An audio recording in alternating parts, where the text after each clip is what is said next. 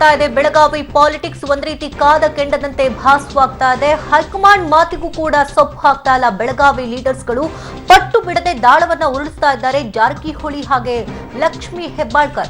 ಲಕ್ಷ್ಮೀ ಬಣದ PLD bank ನಿರ್ದೇಶಕರನ್ನ ಸೆಳೆಯಲು ಈಗಾಗಲೇ ಜಾರಕಿಹೊಳಿ ಸಾಕಷ್ಟು ಕಸರತ್ತನ್ನ ನಡೆಸ್ತಾ ಇದ್ದಾರೆ. ಲಕ್ಷ್ಮೀ ಪರವಾಗಿ ಈಗಾಗಲೇ 9 ಜನ ನಿರ್ದೇಶಕರಿದ್ದಾರೆ. ಜಾರಕಿ ಪರವಾಗಿ ಈಗಾಗಲೇ 5 ಜನ ನಿರ್ದೇಶಕರಿದ್ದಾರೆ. ಹಾಗಾಗಿ ಲಕ್ಷ್ಮೀ ಕಡೆಯವರು ಸ್ಟ್ರಾಂಗ್ ಆಗಿರೋದ್ರಿಂದ ಅವರನ್ನ ಸೆಳೆಯೋದಕ್ಕೆ ಈಗಾಗಲೇ ಯತ್ನಗಳು ಕೂಡ ನಡೀತಾ ಇದೆ. ನಮ್ಮ ಬೆಂಬಲಿಗ PLD ಬ್ಯಾಂಕ್ ನಿರ್ದೇಶಕರನ್ನ ರಕ್ಷಿಸಿಕೊಳ್ಳಲು ಹೆಬ್ಬಾಳ್ಕರ್ ತಮ್ಮ ಬೆಂಬಲಿಗರನ್ನ ರಕ್ಷಿಸಿಕೊಳ್ಳೋದಕ್ಕೆ ಹರಸಾಹಸವನ್ನ ಪಡ್ತಾ ಇರುವಂತದ್ದು. ಜಾರಕಿಹೊಳಿಯಿಂದ ಬಚಾವ್ ಮಾಡಲು ಲಕ್ಷ್ಮಿಯಿಂದ ಪ್ರವಾಸ ಪಾಲಿಟಿಕ್ಸ್ ಕೂಡ ನಡೀತಾ ಇದೆ. ತಮ್ಮ ಬೆಂಬಲಿಗ ಶಾಸಕರನ್ನ ಪ್ರವಾಸಕ್ಕೆ ಲಕ್ಷ್ಮೀ ಹೆಬ್ಬಾಳ್ಕರ್ ಈಗಾಗಲೇ ಕಳುಹಿಸಿಕೊಟ್ಟಿದ್ದಾರೆ.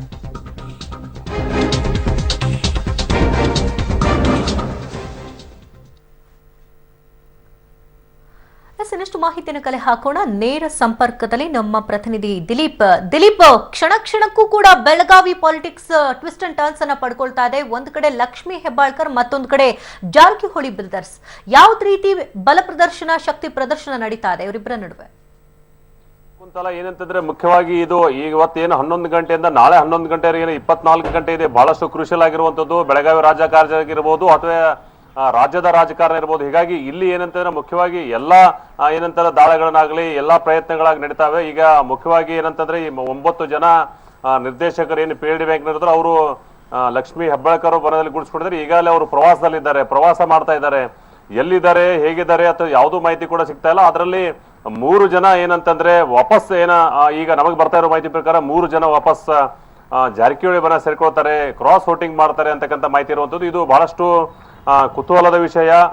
ಯಾಕಂತಂದ್ರೆ 8 ಜನ ಯಾರ ಕಡೆ ವೋಟ್ ಹಾಕ್ತಾರೆ ಅವರು ಈ PLD ಬ್ಯಾಂಕಿನ ಅಧ್ಯಕ್ಷರಾಗ್ತಾರೆ.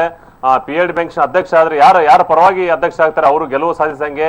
ಈಗಿರುವ ಮಾಹಿತಿ ಪ್ರಕಾರ ಏನಂತಂದ್ರೆ 9 ಜನ ಏನು ನಿರ್ದೇಶಕರಿದ್ದಾರೆ ಅವರು ನಿರಂತರವಾಗಿ ಲಕ್ಷ್ಮೀ ಹೆಬ್ಬಾಳ್ಕರ್ ಜೊತೆ ಚರ್ಚೆಯಲ್ಲಿದ್ದಾರೆ. ಮತ್ತೆ ಯಾವುದೇ ಕಾರಣಕ್ಕೂ ಯಾರು ಆಟ ಮತದಾನ ಮಾಡೋ ಹಾಗಿಲ್ಲ ಅಂತ ಹೇಳಿ ಮಾಹಿತಿ ಬರ್ತಾ ಇರೋದು. ಇನ್ನೊಂದು ಕಡೆ ಏನಂತಂದ್ರೆ ಜಿಲ್ಲಾ ಉಸ್ತುವಾರಿ ಸಚಿವರು ಆದಂತ ರಮೇಶ್ ಜಾರಕಿಹೊಳಿ ಅವರು ಕೂಡ ಏನಂತಾರೆ ಬೆಳಗಾವಿಗೆ ಬರ್ತಾ ಇದ್ದಾರೆ. ಬೆಳಗಾವಿಯಲ್ಲಿ ಸರ್ಕ್ಯೂಟ್ ಹೌಸ್ ಅಲ್ಲಿ ಒಂದು ಮೀಟಿಂಗ್ ಅನ್ನು ಕೂಡ ಮಾಡ್ತಾ ಇದ್ದಾರೆ.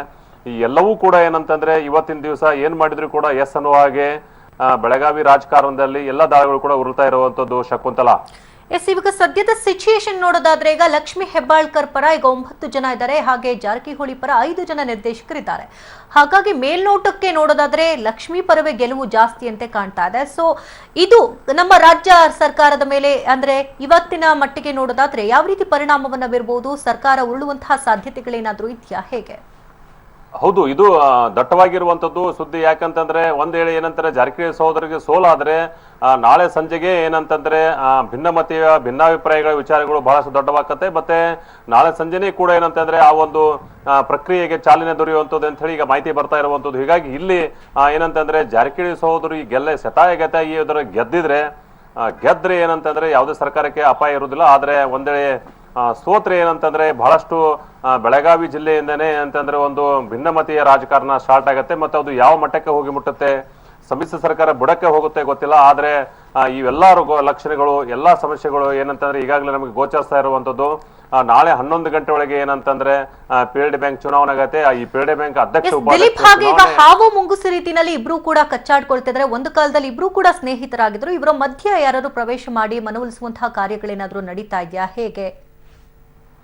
ಒಂದು ಕಡೆಯಿಂದ ಏನಂತಂದ್ರೆ ವಿದೇಶ ಪ್ರವಾಸದಲ್ಲಿ ಇರ್ತಕ್ಕಂಥ ಮಾಜಿ ಮುಖ್ಯಮಂತ್ರಿಗಳು ಸಿದ್ದರಾಮಯ್ಯ ಅವರು ಏನಂತಾರೆ ಸತತ ಪ್ರಯತ್ನ ಮಾಡ್ತಾ ಇದ್ದಾರೆ. ಅಲ್ಲಿ ಹೋದ್ರು ಕೂಡ ಏನಂತಂದ್ರೆ ಇವರಿಬ್ಬರ ನಡುವೆ ಒಂದು ಸಾಮರಸ್ಯವನ್ನ ತರಬೇಕು ಹಾಗೆ ಅಂತೇಳಿ ಒಂದು ಪ್ರಯತ್ನ ಮಾಡ್ತಾ ಇದ್ದಾರೆ. ಇನ್ನೊಂದು ಕಡೆ ರಾಜ್ಯದ ಉಸ್ತುವಾರಿ ಆದಂತಹ ವೇಣುಗೋಪಾಲ್ ಅವರು ಕೂಡ ಏನಂತಾರೆ ನಿರಂತರವಾಗಿ ಎರಡೂ ನಾಯಕರ ನಡುವೆ ಫೋನಲ್ಲಿ ಸಂಪರ್ಕದಲ್ಲಿದ್ದಾರೆ. ಈಗಾಗಲೇ ಏನಂತಂದ್ರೆ ಶಾಸಕಿಯಾದಂತಹ ಲಕ್ಷ್ಮೀ ಹೆಬ್ಬಾಳ್ಕರ್ ಅವರಿಗೆ ನೀವು ಇಲೆಕ್ಷನ್ ಮುಗಿಯುವವರೆಗೆ ಏನನ್ನೂ ಮಾತಾಡಬೇಡಿ, ಮಾಧ್ಯಮಕ್ಕಂತೂ ಮಾತಾಡಲೇಬೇಡಿ ಅಂತೇಳಿ ಒಂದು ಸ್ಪಷ್ಟವಾದ ಸೂಚನೆ ನೀಡಿರುವಂತದ್ದು. ಹೀಗಾಗಿ ನಿನ್ನೆ ಲಕ್ಷ್ಮೀ ಹೆಬ್ಬಾಳ್ಕರ್ ನಾವು ಮಾತಾಡ್ಸಕ್ ಹೋದಾಗ ಇನ್ನು 2 ದಿನ ಮಾತಾಡಂಗಿಲ್ಲ, ಯಾಕಂದ್ರೆ 3 ದಿನ ಮಾತಾಡಬಾರ್ದು ಹಾಗೆ ಅಂತ ಹೇಳಿದ್ದಾರೆ ಅಂತೇಳಿ ಮಾತನ್ನು ಹೇಳಿದ್ರು. ಆದ್ರೆ ಎಷ್ಟು ಮಟ್ಟಿಗೆ ಈ ಸಂಧಾನ ಸಫಲ ಆಗತ್ತೆ ಅನ್ನೋದು ಕೇವಲ ಕಾಲವೇ ನಿರ್ಧರಿಸಲಿರುವಂತದ್ದು. Shakuntala, okay, thank you Dilip ತಮ್ಮ ಲೈವ್ ಅಪ್ಡೇಟ್ಸ್ಗಾಗಿ. ಬೆಳಗಾವಿ ಕಾಂಗ್ರೆಸ್ ಅಖಾಡದಲ್ಲಿ ಶೀತಲ ಸಮರ ಮುಂದುವರೆದಿದೆ. ಶಾಸಕಿ ಲಕ್ಷ್ಮೀ ಹೆಬ್ಬಾಳ್ಕರ್ ಕ್ಷೇತ್ರದಲ್ಲಿ ಮೂಗು ತೂರಿಸಿದ್ದಾರೆ ಸಚಿವ ರಮೇಶ್ ಜಾರಕಿಹೊಳಿ.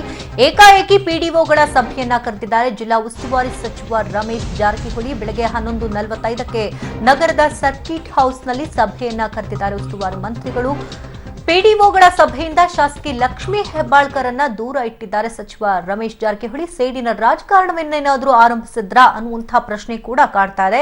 ಬೆಳಗಾವಿ ಗ್ರಾಮೀಣ ಮತಕ್ಷೇತ್ರದಲ್ಲಿ ಶಾಸಕಿ ಲಕ್ಷ್ಮೀ ಪ್ರಭಾವವನ್ನು ಕುಗ್ಗಿಸಲು ಈ ರೀತಿಯಾದ ತಂತ್ರವನ್ನೇನಾದ್ರೂ ರೂಪಿಸ್ತಾ ಇದ್ದಾರಾ ಅನ್ನುವಂಥದ್ದು ಸದ್ಯದ ಪ್ರಶ್ನೆ. ಯಾಕಂದ್ರೆ ಜಾರಕಿಹೊಳಿ ಮತ್ತು ಹೆಬ್ಬಾಳ್ಕರರ ಮಧ್ಯೆ ಮತ್ತಷ್ಟು ಭಿನ್ನಮತ ಬಿಗಡಾಯಿಸ್ತಾ ಇದೆ ಅನ್ನುವಂಥದ್ದು ಭಾಸವಾಗ್ತಾ ಇದೆ.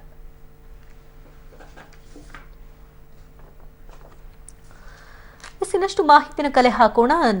ನೇರ ಸಂಪರ್ಕದಲ್ಲಿ ದಿಲೀಪ್ ಇದ್ದಾರೆ. ದಿಲೀಪ್, ಏಕಾಏಕಿ ಪಿಡಿಒಗಳ ಸಭೆಯನ್ನ ಕರೆದಿದ್ದಾರೆ ರಮೇಶ್ ಜಾರಕಿಹೊಳಿ, ಆದ್ರೆ ಲಕ್ಷ್ಮೀ ಹೆಬ್ಬಾಳ್ಕರ್ ಅವರನ್ನ ಇದರಿಂದ ದೂರ ಇಟ್ಟಿರುವಂತದ್ದು ಏನಿದರ ಉದ್ದೇಶ ಅಂತ?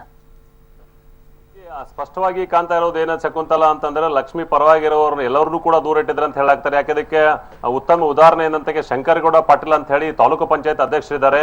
ಇವರು ಏನಂತಂದ್ರೆ ಲಕ್ಷ್ಮೀ ಹೆಬ್ಬಾಳ್ಕರ್ ಬೆಂಬಲಿಗರು, ಅವ್ರಿಗೂ ಕೂಡ ಏನಂತಂದ್ರೆ ಆಹ್ವಾನ ಹೋಗಿಲ್ಲ. ಯಾವ್ದು ಏನಂತಾರೆ ಈ ಒಂದು ಪಿಡಿಒ ಮೀಟಿಂಗ್ ಕರಿಬೇಕಾದ್ರೆ ತಾಲೂಕು ಪಂಚಾಯತ್ ಅಧ್ಯಕ್ಷರನ್ನು ಕೂಡ ಕರಿಬೇಕಾಗತ್ತೆ ಅಂತ ಹೇಳಿ ಶಂಕರಗೌಡ ಪಾಟೀಲ್ ಅವರು ವಾದ ಇರುವಂತದ್ದು. ಹೀಗಾಗಿ ನನ್ನನ್ನು ಕರೆದಿಲ್ಲ ಅಂತ ಹೇಳಿ ಶಂಕರಗೌಡ ಪಾಟೀಲ್ ಅವರು ಈಗಾಗಲೇ ಒಂದು ಆರೋಪನ ಮಾಡ್ತಾ ಇದ್ದಾರೆ. ಜೊತೆಗೆ ಏನಂತಂದ್ರೆ ಲಕ್ಷ್ಮೀ ಹೆಬ್ಬಾಳ್ಕರ್ ಅವರನ್ನು ಕೂಡ ಕರೆದಿಲ್ಲ.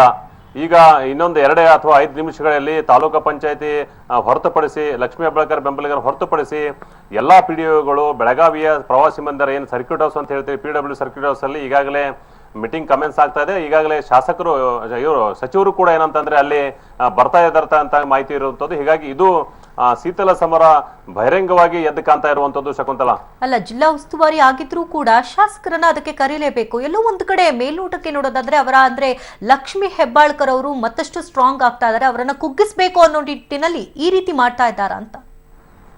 ಹೌದು, ಈಗಾಗಲೇ ಏನಂತಂದ್ರೆ ಲಕ್ಷ್ಮೀ ಹೆಬ್ಬಾಳ್ಕರ್ ಯಾವಾಗ ಶಾಸಕಿಯಾಗಿ ಆಯ್ಕೆಯಾದ್ರು ಅವಾಗೂ ಕೂಡ ಏನಂತಂದ್ರೆ ಒಂದು ವಿಚಾರಗಳು ಬರ್ತಾ ಇರುವಂತದ್ದು. ಮೇಡಮ್ ಅವರು ಬಹಳಷ್ಟು ಸ್ಟ್ರಾಂಗ್ ಆಗ್ತಾರೆ.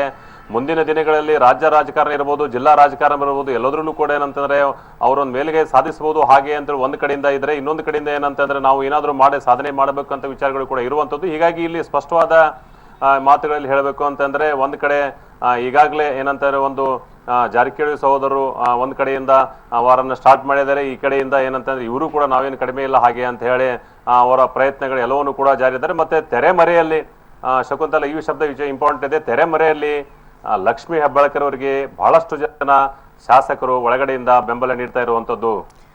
ಕಾದು ನೋಡೋಣ ಏನಾಗುತ್ತೆ ಅಂತ, ಈ ವಿಚಾರ ಎಲ್ಲಿಗೆ ಹೋಗಿ ಮುಟ್ಟುತ್ತೆ ಅಂತ. ಥ್ಯಾಂಕ್ ಯು ದಿಲೀಪ್, ತಮ್ಮ ಲೈವ್ ಅಪ್ಡೇಟ್ಸ್ಗಾಗಿ.